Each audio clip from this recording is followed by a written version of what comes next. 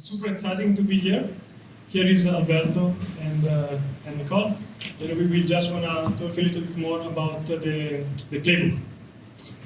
So, first day of Aeropan, first brief we read was Nome.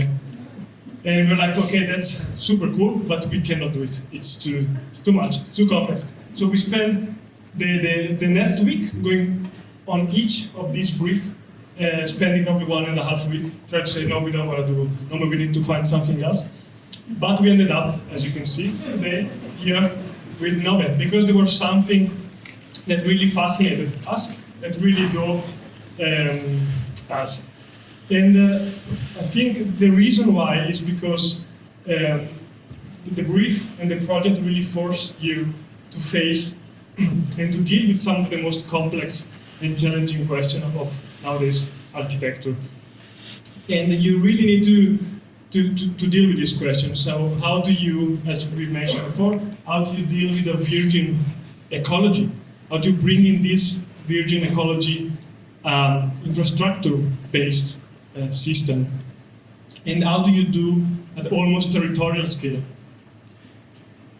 And how do you take an environment which is very natural and human scale to something which is driven by machine?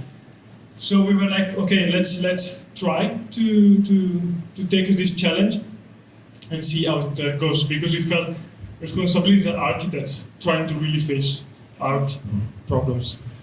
And of course, it was not very good for our next 2 months of life. It was, but fair enough. So this is how a typical mining factory looks like today. So it's very disconnected to any settlement, very disconnected to any urban fabric.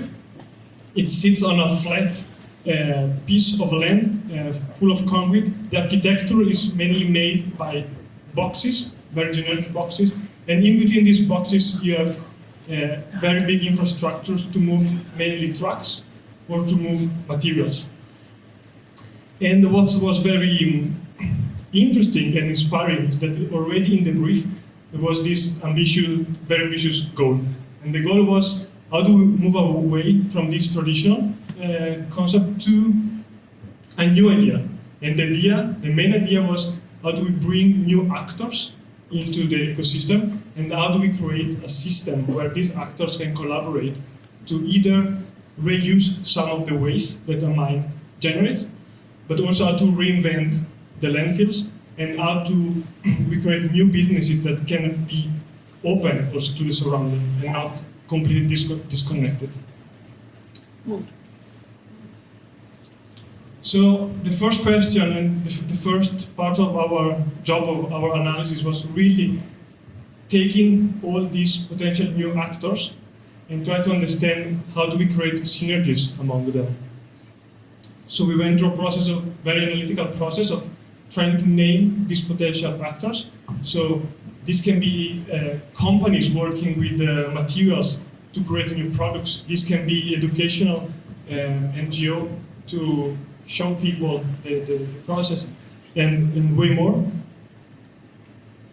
And then we started to group these actors according to different needs and according to different characters they have. Some of these actors, they require some sort of infrastructure. Some of these other actors, they require something else. Some of these, they work with some sounds and some aesthetics. Some others can work with some other. So this was the first clustering we did to start to make order out of all this very complex system.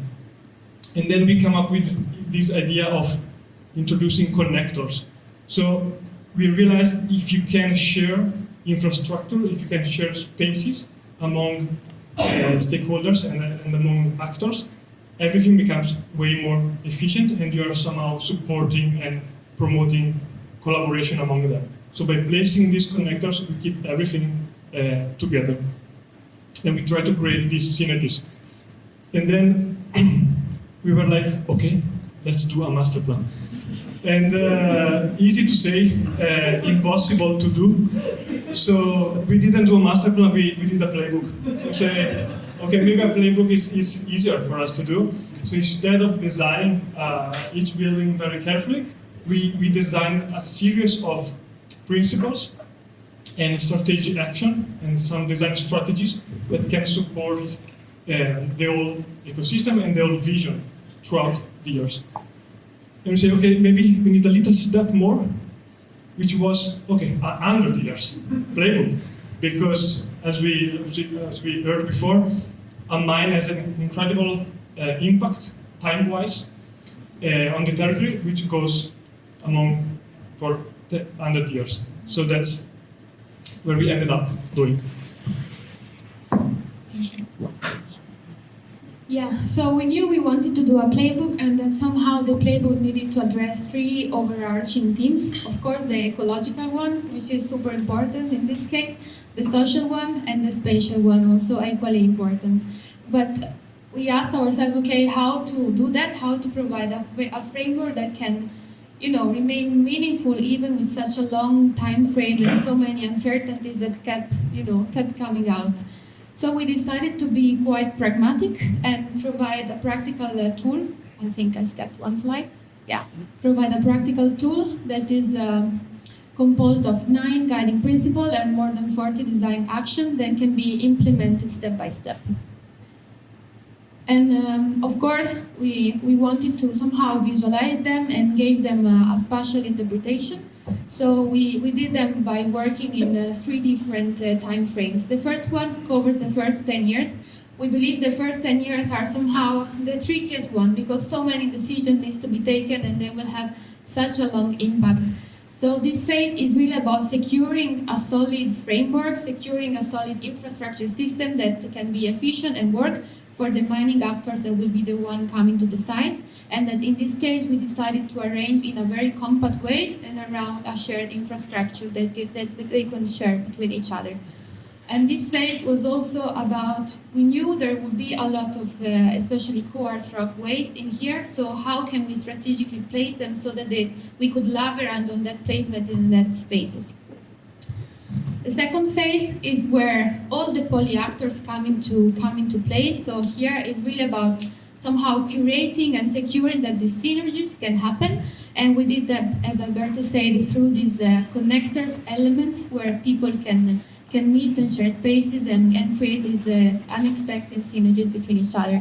And in this space, we also, wanted to secure that the ecological impact was minimal. So, for example, we have a biodiversity corridor that crosses the site, but also here, where you see, this is probably the largest amount of coars that you would have, and mining waste in here, and the process of transformation and reappropriation of them and rewilding is already started in this phase. So for example, some of the coars as rock can already become recreational landscapes or parks.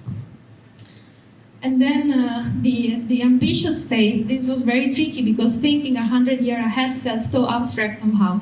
So how can we make sure that we have that our framework and our playbook, it's robust enough and resilient and flexible enough so that we can really embrace these uncertainties. So we imagine a future where building can be reimagined and transformed, and same goes for infrastructures, and where the landscape can become a living system of regenerative ecosystems.